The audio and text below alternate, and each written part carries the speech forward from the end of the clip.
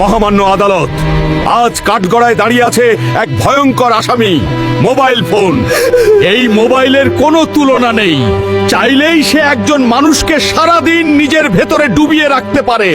এই মোবাইল মানুষের শৈশব কেড়ে নিয়েছে। এখন আর ছোট বাচ্চারা মাঠে খেলাধুলা করে না, বড়রা আর বসে আড্ডা দেয় না। মহামান্য আদালত, এই মোবাইল মানুষের চোখকে বন্দি করেছে, মনকে করেছে দুর্বল, আর সম্পর্ককে করেছে দূরের।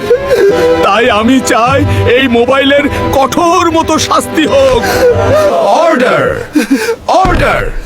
সমস্ত সাক্ষ্য ও প্রমাণের ভিত্তিতে এই আদালত ঘোষণা করছে, আজ থেকে মোবাইলের শাস্তি হলো শিশুদের হাত থেকে দূরে রাখা, খাবারের টেবিলে নিষিদ্ধ, পরিবারের সময় সময় বন্ধ রাখা, খেলাধুলা, কথা বলা ও বাস্তব জীবনে ফিরিয়ে দেওয়া। মোবাইল হবে মানুষের দাস, মানুষ হবে না মোবাইলের দাস।